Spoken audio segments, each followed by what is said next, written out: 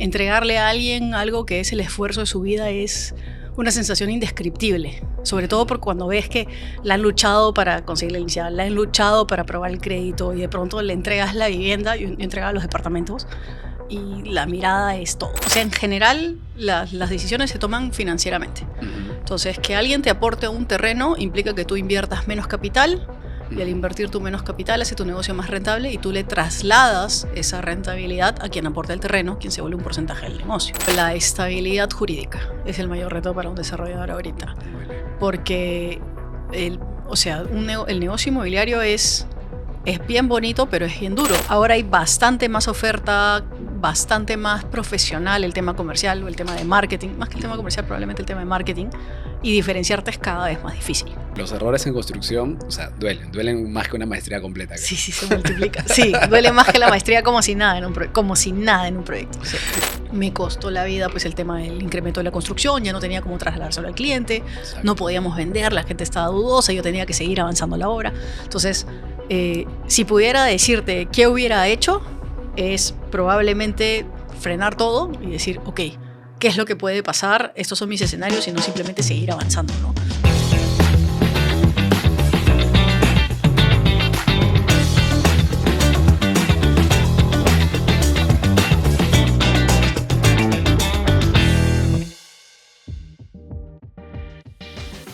Hola gente, ¿qué tal? ¿Cómo están? El día de hoy tenemos una gran invitada que es Pamela Galvez, CEO de Andiamo Inmobiliaria, una empresa de más de 30 años en el mercado, en el rubro inmobiliario como desarrolladores y también con más de 1000 departamentos entregados. Es una locura.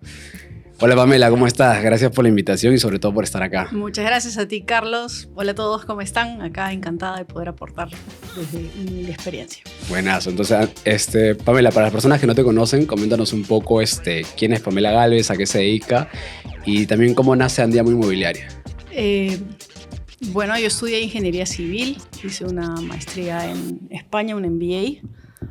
¿A qué me dedico? Actualmente soy directora de Andiamo, pero antes de ser directora de Andiamo arranqué hasta de practicante en obra. He pasado por, diría yo, casi todos los puestos que puede tener un desarrollador inmobiliario entre pequeño y mediano.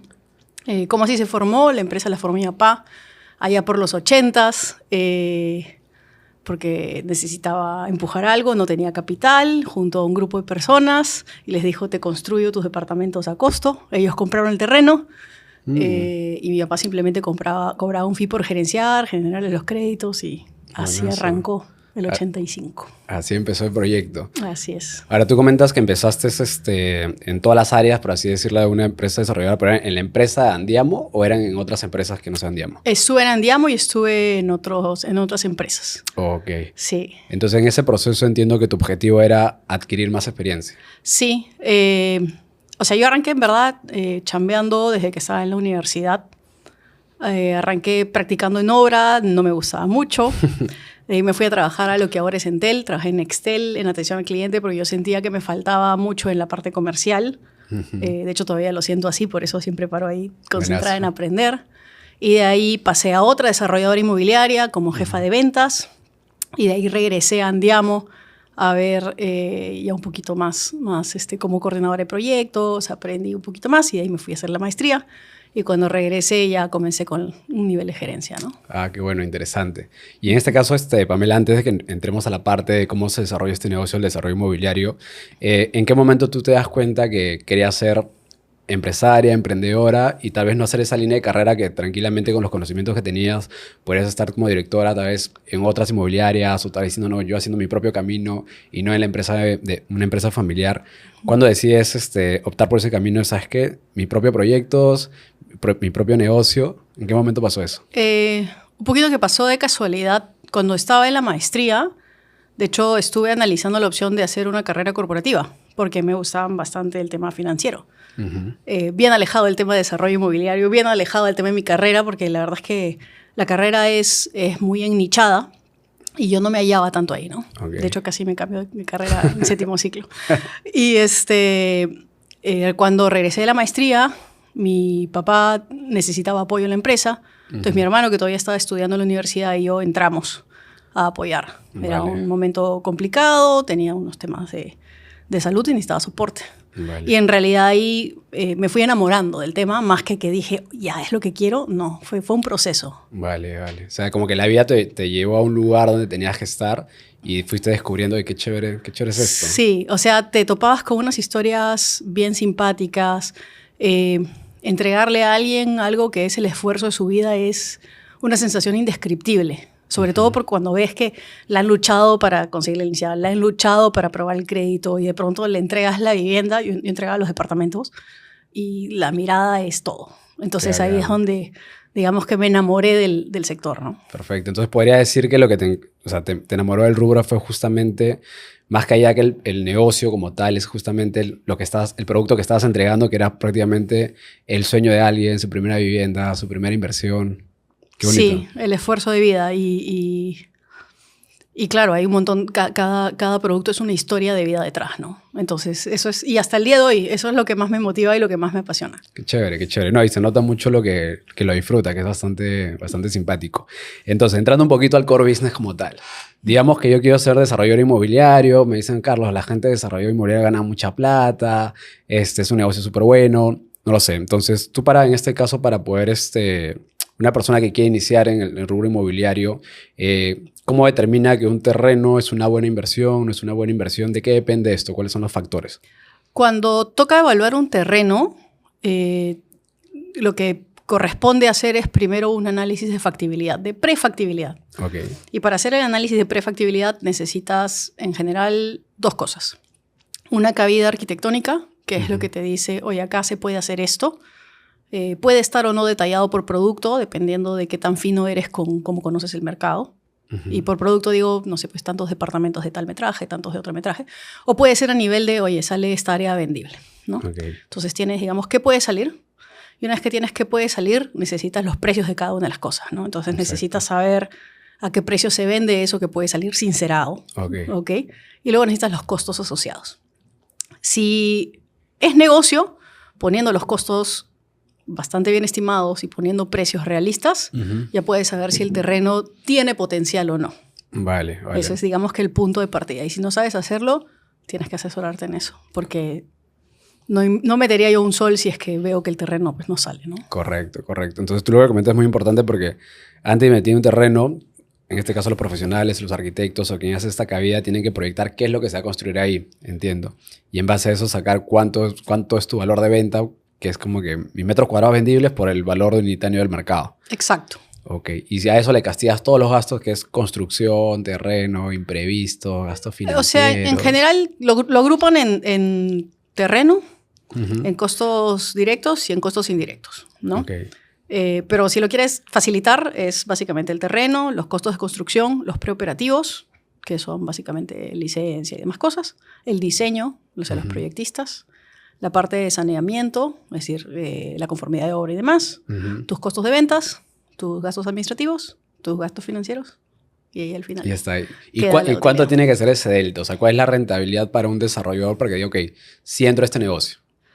Lo que pasa es que el negocio del desarrollo inmobiliario es más que todo un negocio financiero, más que un negocio de margen bruto. O sea, si tú te pones a pensar que en un restaurante el costo del alimento te cuesta, pues no sé, 35% el precio del plato y tú marginas en teoría 65% de margen bruto, en un departamento no está ni de cerca.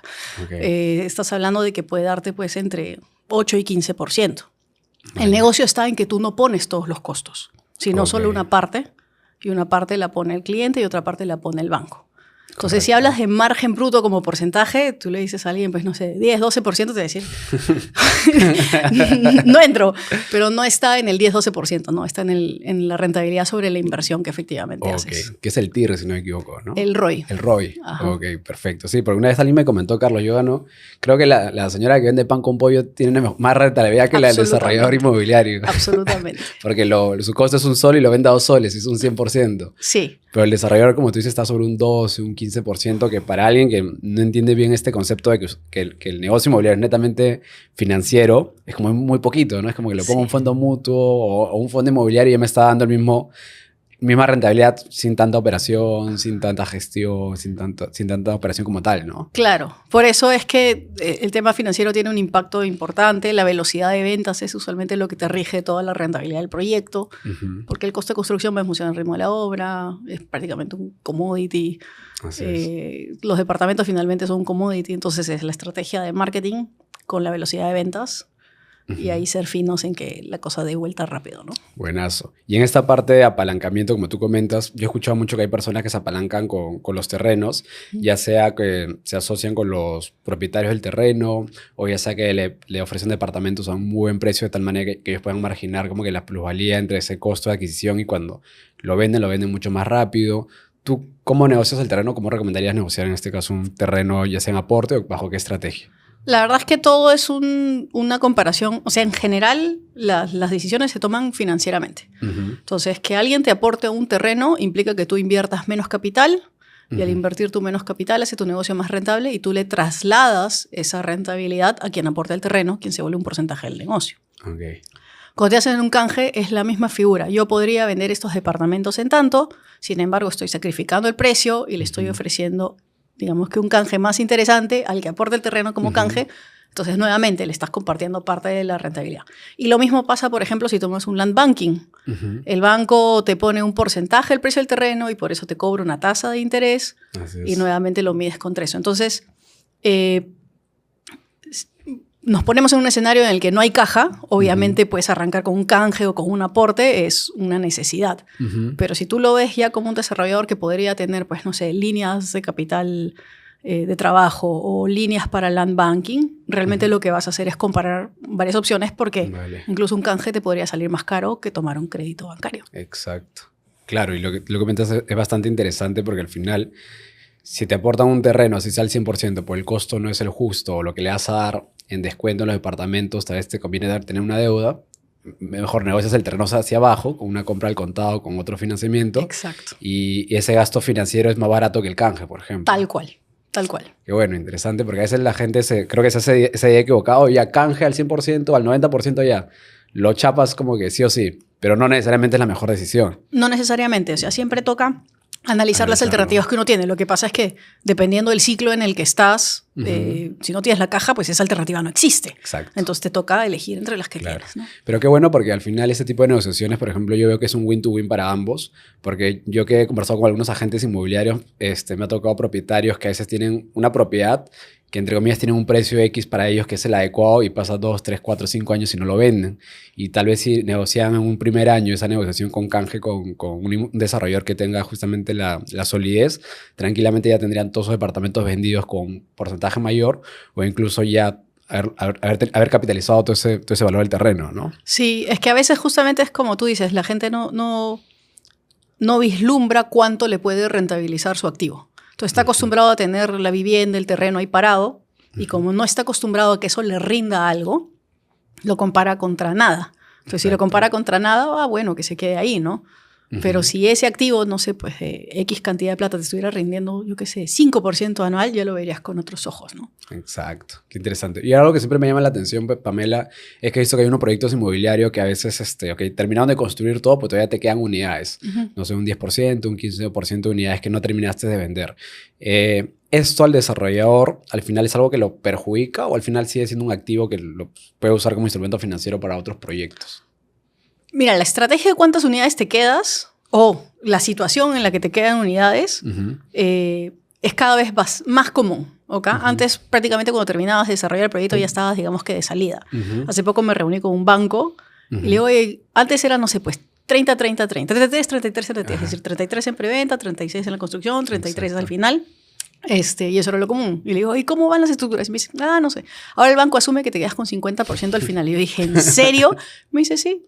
¿Por qué? Porque no están dispuestos a sacrificar más ticket, porque ese 50% que les queda lo usas como línea de apalancamiento para el siguiente proyecto, como land banking. Entonces, digamos que ese activo ya te está rentabilizando un poquito más desde antes, ¿no? ¿Y qué quiero decir con esto? Y acá un paréntesis. Supongamos que te quedan, no sé, pues 5 departamentos que representan la mitad de tu siguiente terreno.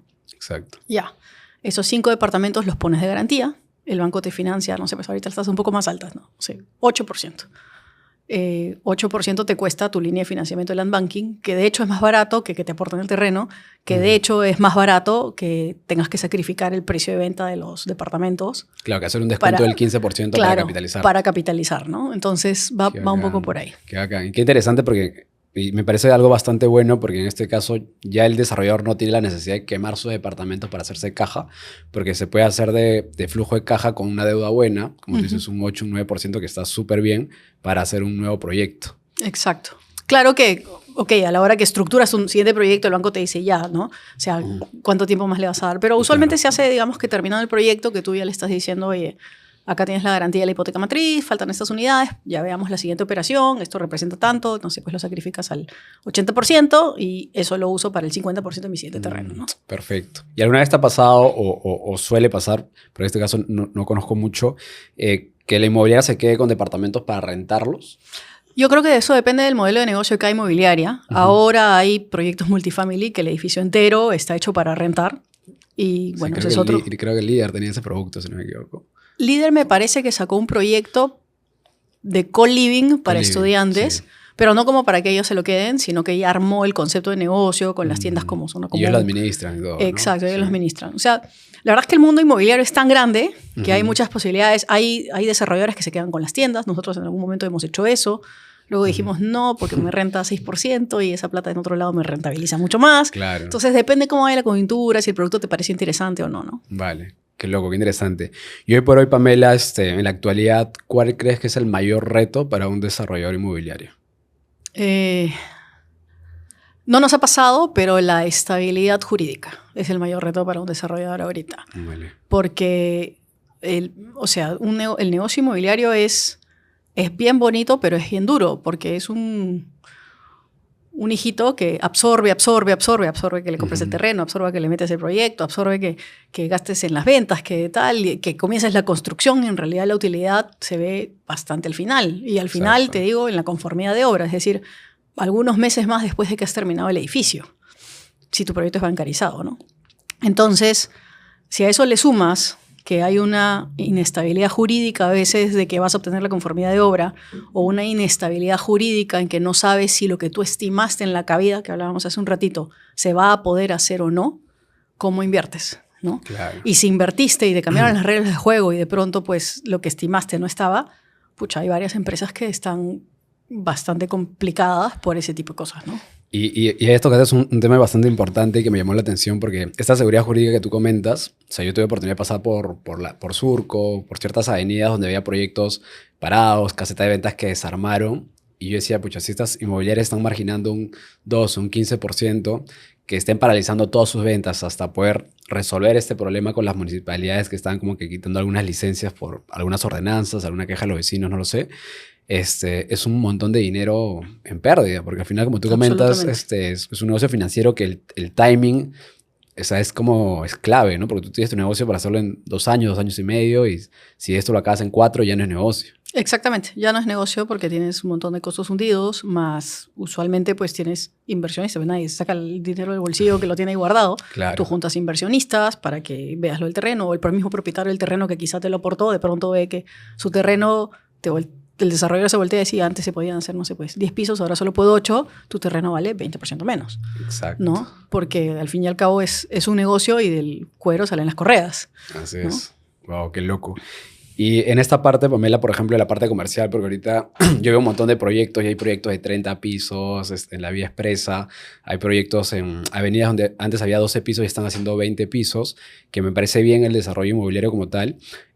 Hoy por hoy, ¿cómo como desarrollador diferencias tu producto ante una oferta mayor que la que había antes? ¿Cómo diferencias tu producto? Eso es un reto tremendo, ¿eh? Porque yo creo que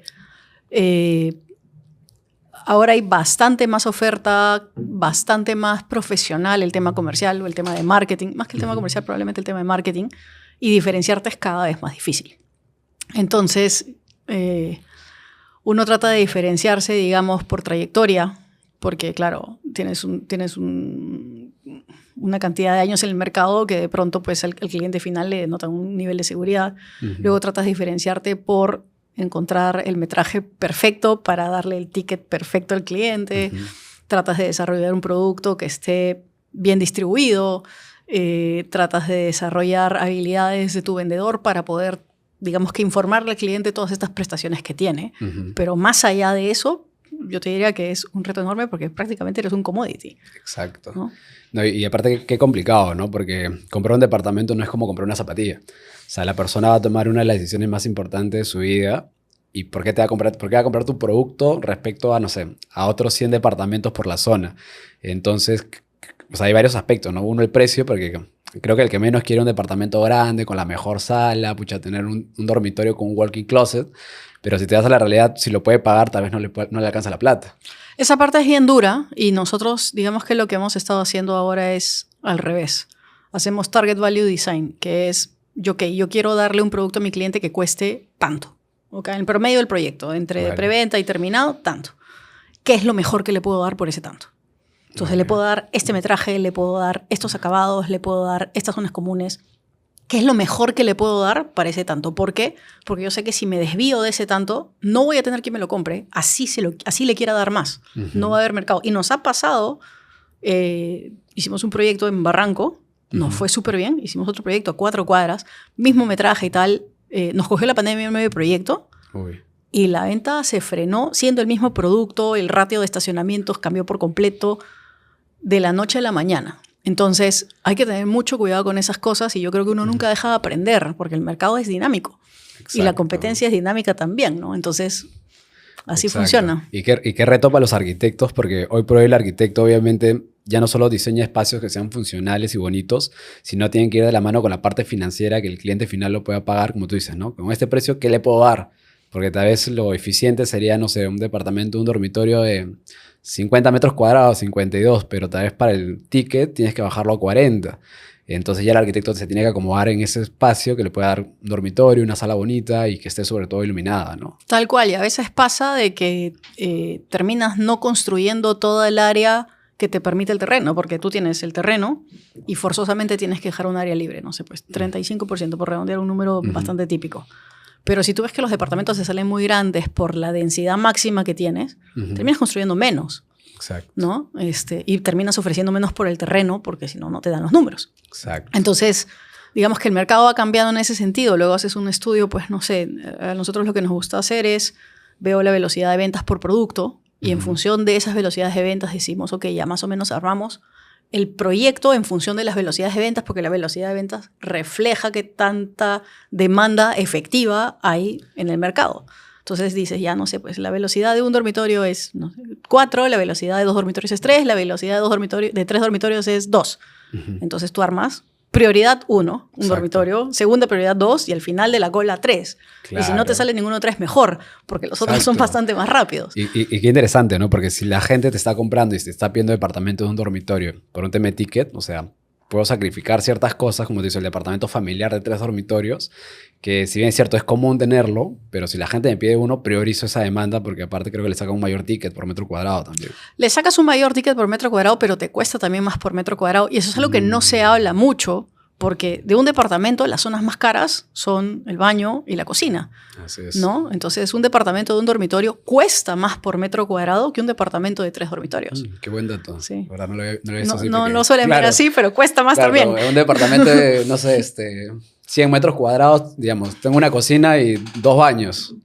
Y ahora en 3 departamentos de 33, digamos, tienes 3 cocinas, 3 baños. Claro, se encarece bastante. Se encarece tu precio por metro cuadrado. Es más, hace poco que echamos pluma en un proyecto, te costaba la hora 10% más, simplemente por la gracia de tener áreas más pequeñas y unidades más pequeñas. Qué buen análisis. No lo había visto de esa manera. Y tocando el tema de los costos de los materiales, es algo que me llama mucho la atención porque, como tú comentas, es un proyecto que tú conceptualizas el año 1 y estás construyendo al año aproximadamente y estás terminando a los 2 años, por ejemplo, de entregar un proyecto, ¿no?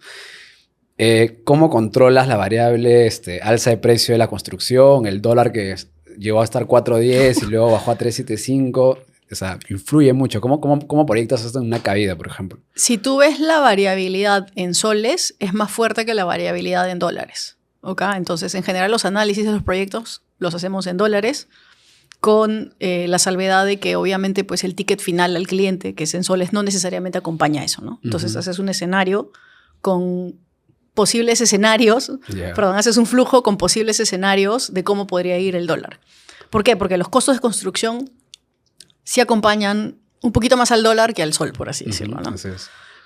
Y de ahí tienes que estar atento a cómo va el mercado, ¿no? O sea, por ejemplo, ahorita que ha habido el cambio de norma y los departamentos como mínimo tienen que ser de 40 metros cuadrados, los departamentos de menos de 40 metros cuadrados se han disparado en precio y va a seguir así hasta que cambie la norma o para siempre. No sé cuál será la corriente ahí, ya eso se lo dejo en manos a quienes desarrollan esa parte legal, pero es una realidad. ¿Por qué? Porque el producto está demandado y no va a haber más oferta nueva. Entonces, tienes que estar atento a cambios normativos, tienes que estar atento a cambios de costos, tienes que estar atento a cambios de demanda de los clientes y así, ¿no?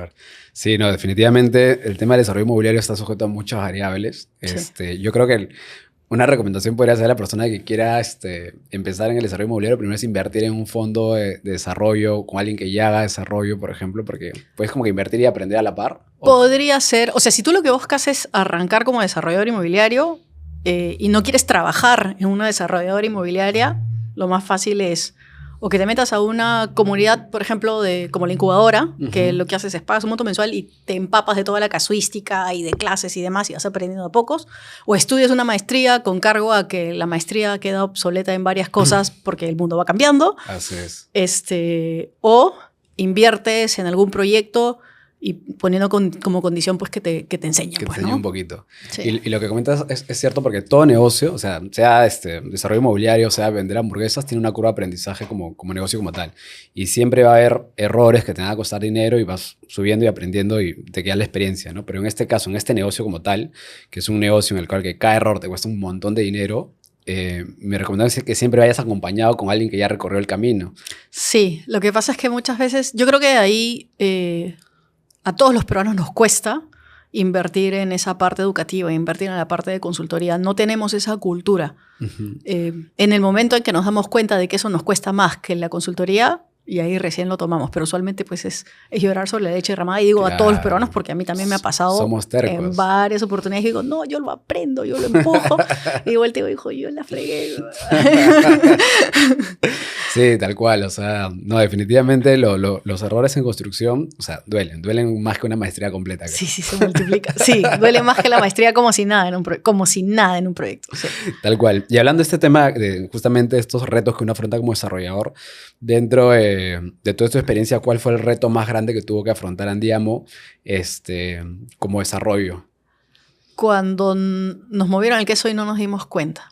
Nosotros estábamos bien acostumbrados a hacer las cosas de una manera, a que el cliente venga a nosotros, a que montábamos un proyecto y entre referidos, no sé, pues 30% de colocaciones en referidos, costos de adquisición de cliente bajísimos, fluyera el proyecto y ya está. Antes de terminar el proyecto ya está todo vendido. Qué chévere. El mundo cambió y nos demoramos en cambiar a la velocidad del mundo.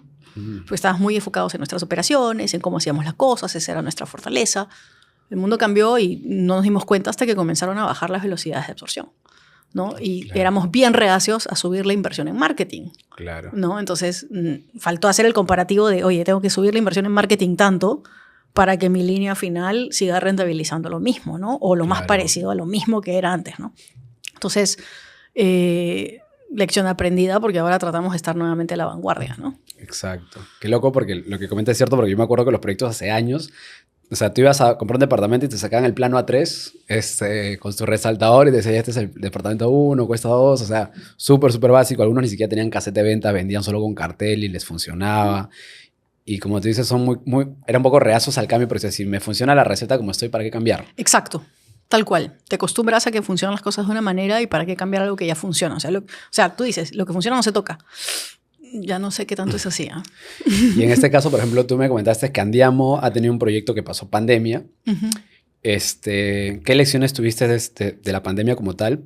¿Y qué pasaría si, no sé, mañana más tarde, Dios no quiera, hubiera una nueva pandemia similar, por ejemplo? ¿Cómo lo afrontarían? Cuando ocurrió la pandemia, nosotros estábamos con 3 proyectos. Wow. Acá teníamos uno que estaba por arrancar obra, que arrancó apenas, digamos que liberaron a las primeras empresas para que puedan construir. Otro que ya estaba en casco y otro que estaba ya a punto de terminarse. Ok. Digamos que para nosotros el proyecto fue como un caballo que estaba cruzando el río. Si tú estás por cruzar el río, te paras miras y dices, uy, esto lo cambio, esto lo cambio, esto lo cambio, esto lo cambio, y cruzas el río tranquilo. Yeah. Si tú estás ya casi llegando al final del río, ya bueno, remas la última parte. Exacto. Pero cuando te coge la mitad del río, es horrible. Y eso fue lo que nos ocurrió en uno de esos 3 proyectos. Nos cogió a la mitad del río porque estaba con, no sé, un proyecto de 6 pisos, estaba con el casco en el 4º piso, ya había vendido como 30 y pico %, entonces ya no pude acomodar los precios más, ya estaban con nota firmada. Me costó la vida pues el tema del incremento de la construcción, ya no tenía cómo trasladárselo al cliente, Exacto. no podíamos vender, la gente estaba dudosa, yo tenía que seguir avanzando la obra. Entonces, si pudiera decirte qué hubiera hecho, es probablemente frenar todo y decir, ok, ¿qué es lo que puede pasar? Estos son mis escenarios y no simplemente seguir avanzando, ¿no? Nosotros metimos a los 3 proyectos prácticamente el mismo saco y dijimos, ok, este se analiza, cambias y avanzas. Y ese fue el proyecto, o sea, de los 3 proyectos, el proyecto que todavía no había comenzado a cruzar el río fue el más exitoso. Era un proyecto de 76 depas. Negociamos con todos los proveedores y ya sabíamos que los precios iban a subir.